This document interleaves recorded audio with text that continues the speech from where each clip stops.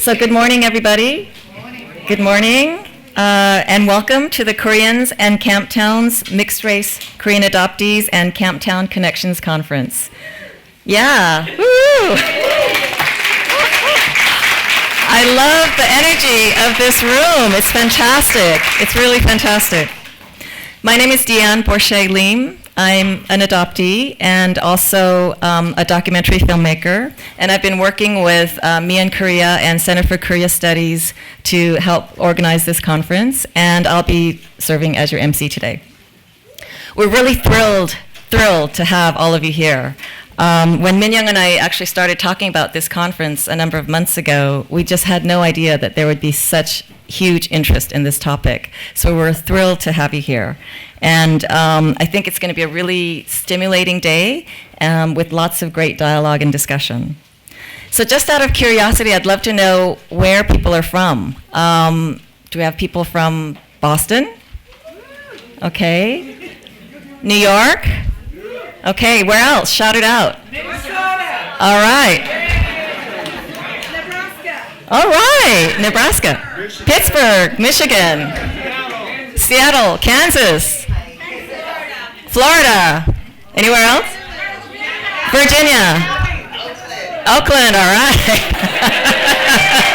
Woo, that's wonderful. That's wonderful. Hawaii, great. Wow, that's really amazing. Great representation. Fantastic. And Korea, of course. Thank you. Yes. Thank you. Of course, we can't forget Korea. Great. Thank you so much. Okay, so our conference today is co-sponsored by Me and Korea, which is a nonprofit organization that provides services to Korean adoptees, and the Center for Korean Studies here at UC Berkeley. And the Asia Society of Northern California is a promotional co-sponsor, and Move Films, a nonprofit production company, that I'm affiliated with. And a little bit of background on our sponsors. The Center for Korean Studies is part of the Institute of East Asian Studies here at UC Berkeley, and it's one of the nation's most active academic centers for the study of Korean humanities and social sciences. The center sponsors film festivals, colloquia, regional seminars, conferences, among many other activities. And Me and Korea is a nonprofit organization that serves as a bridge between the Korean community and Korean adoptees. They sponsor annual tours to Korea for adoptees, as well as educational and cultural experiences throughout the year. And currently, the organization is involved with initiatives related to mixed-race Korean adoptees, including a tour to Korea in 2014, and recent work with various cities in Korea, such as Paju, to recognize the role of mixed-race Korean adoptees in Korean history and society. I'd like to take a moment to just acknowledge a few people without whom this conference would not have been possible. First, enormous thanks to Min-young Kim, the director of Me and Korea. Yeah. Min-young, stand up. Okay, yeah. She has worked tirelessly to pull this conference together and put in endless hours, so thank you, Min-young. She's also been joined by Me and Korea volunteers, Jill Fenning and Mary Hyatt. Stand up. Yeah. And Mary, I don't know where Mary is, probably running around. And also Kate Cho, who will be doing translations today. And Kate is right there. Also, I'd like to thank my assistant editor, Hannah Cho, who has been instrumental in working on some of the videos that are going to be presented today. And Anna O, I don't know if Anna's here. Okay. And tremendous thanks to Stephanie Kim, program director of CKS, for all her organizing efforts. She's been amazing to work with. Wherever Stephanie's, right there. And very, very special thanks to Professor Laura Nelson, Chair of Center for Korea Studies, and Professor Jin-Soo Ahn, who both enthusiastically supported this from the outset. And we couldn't have done it without them, so they're right here. Thank you very much. And last but not least, I want to thank all of the speakers who've traveled long distances to be here. Actually, all of our speakers have traveled from different places, including Korea. So thank you very much for joining us today. So we have a fantastic program today that looks at the intersection between American military presence in South Korea and Korean society, focusing in particular on the lives of those who lived in the Camptowns and the historical context surrounding the overseas adoption of thousands of mixed-race children. So to get us started, Professor Laura Nelson, Chair of Center for Korea Studies, is going to make some opening remarks. Thank you, everybody. Thank you, Deanne. And first of all, I want to say good morning, and I'm really excited to see everyone here. And thank you all for coming from such a far distance, and I think it'll be a great day. I'm going to say a couple of things in Korean. My Korean is lousy, but I figure I might as well start out by showing you how bad my Korean is. So good morning and welcome everyone. 안녕하십니까? Berkeley 한국학연구소 소장 Laura Nelson입니다. 이 자리에 참석해 주신 여러분께 감사합니다. Berkeley 한국학연구소를 대표하여 오늘의 Judge Judy Pretty Draper, Sujay Lee Gage, Grace Cho, Youngnam Lee, Elena Kim, Jungjun Lee, Jae Song So, and Deanne Borshe Lim 씨를 모시게 되어 매우 반갑고 기쁘게 생각합니다. And that is my full Korean presentation for you today. So what I really wanted to say is I'm really thrilled and very grateful that me and Korea and that Deanne and that my colleague Jin-Soo An brought this presentation and event to Berkeley today. I'm extremely honored and grateful and delighted to be able to help co-host this event. Let's see, when Min-young Kim of Me and Korea and Deanne Borshe first contacted the Center for Korean Studies. They came through my colleague, Professor Jin-Soo An. And I immediately saw the importance of this gathering. It's a unique opportunity to bring together scholars, activists, and the expressive arts to explore and document the experience of a wide and diverse group of people whose lives have been shaped by war, politics, and social policies that are often themselves based on ignorance and lack of understanding. As Elena Kim notes in her research, the emergency or emergencies that produce the Camptowns around the military bases is in fact a chronic condition and shared in many parts of the world. And the legacies of global militarization, a process in which the United States has taken a leadership role, include historical and present dangers and injuries alongside the activisms that these generate and the lives that are lived in this context. The presentations we hear today illuminate the diversity, the liveliness, and the insights of the people who live in the human center of the vectors of global politics. We have, you have deep stories to share. As a research center of the University of California, Berkeley, the Center for Korean Studies is dedicated to supporting inquiry into Korean society, culture, and history. Events such as the one we're sharing today help to place all our research in a broad context of time, power, and lived experience. So I want to share in welcoming you all to this event. I hope that you have a wonderful day, that you learn a lot, that you share a lot together, and that we help to broadcast and share these stories to a wider world that needs to hear them. So thank you, everybody. Thank you, Laura. Next, we have the Honorable Judy Pretty Draper, who will also offer welcoming remarks. Judge Draper is an Associate Circuit Judge for the St. Louis County Circuit Court Division 41 in Missouri, where she's been on the bench since 2004. Please welcome Judge Draper. Thank you and good morning. I am emotionally honored to be here today. And I will say 안녕하세요.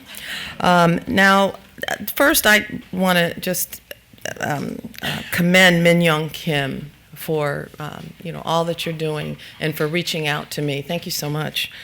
There is Ms. Bratke. I don't know where she is, but I spoke recently there you are. I spoke recently at a transracial adoptee conference, and it was the first time I had heard transracial.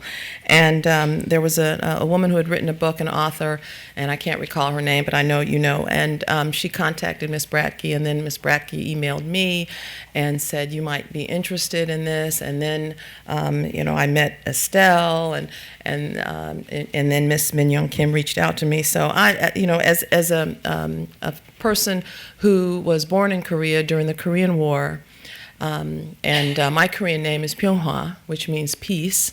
And my grandmother named me because I was a child of a Korean mother and an African-American soldier, and during a time of war, and she saw that with my mixed race heritage and the war, that I was going to probably have a lot of problems in life. So the gift she gave me was my name of peace. So I came here when I was 6 years old. I didn't want to speak Korean anymore because people were making fun of me, and I wanted to be an American, so I just dismissed my Korean and learned English, and I regret now that I can't speak to my relatives who are in Korea. And another reason why I'm just so happy to be here is because I have a cousin who's missing. And I have a picture of her when she was 4 years old, and I was going to bring it because I thought maybe Estelle is my cousin, But, we lost her during the war, and she was adopted, and we think she's somewhere in San Francisco. So I'm looking forward to speaking to the people who do the DNA testing so that maybe we might find her, and her mother, who's still living, who's in her 90s, has sort of lost her mind because she lost her child, during the war, and she just hasn't been right since then. And so I'm hoping, that we might find her. So the Republic of Korea, a few years back, made me honorary consul in St. Louis for the Republic of Korea, and one of my colleagues is here. Susan is here. She's honorary consul. And so, I'm moving forward. So I just want to thank you for being here, and I'm going to leave you with one thought of how wonderful all of you who are of mixed race are. I don't know how many botanists or zoologists we have in the room. Do we have any? Okay, one. So you know about Linnaeus.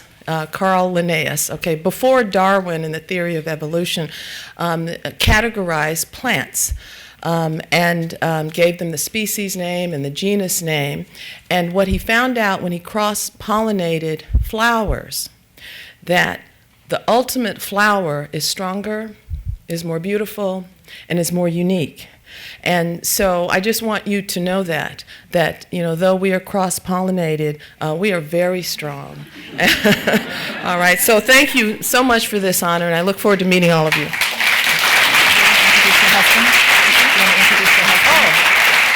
How could I forget my husband? He's an honorary Korean. He's also on the Missouri Supreme Court. He's the second African American to serve that, and we've been married 36 years, and he's always supported the Korean community. So he just wants to come and say hello. Come on, George.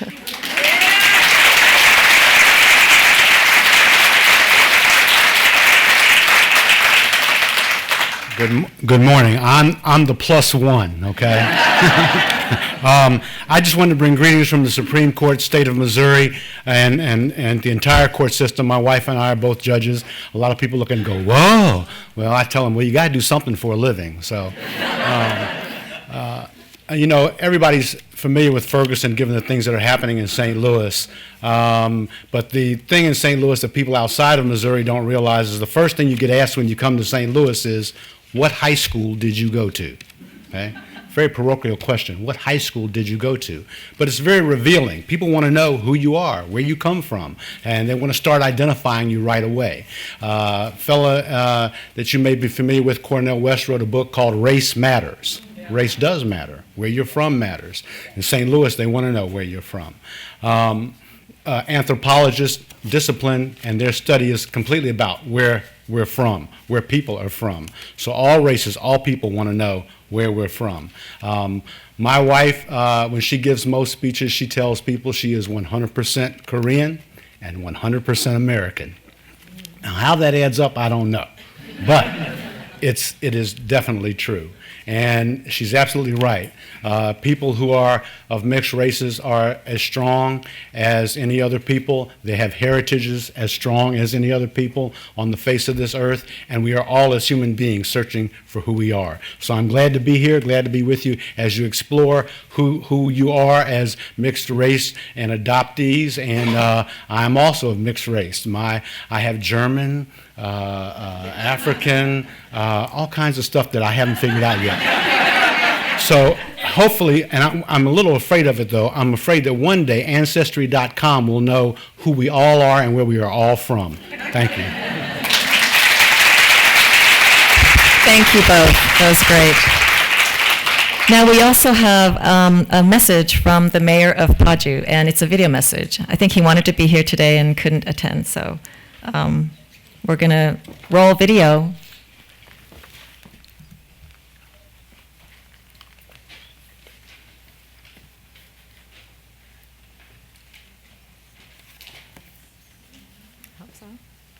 There should be. It is very good to see you all for participating in the 2015 Conference on Koreans and Camptowns. I'm Lee Jae-hong, Mayor of Paju, Republic of Korea. Paju, IIP City, housed 6 U.S. Army bases 8 years ago. We now have the tourist village of Panmunjom in Paju, which requires UN's approval for entry. It is time for us to soothe the wounds of war.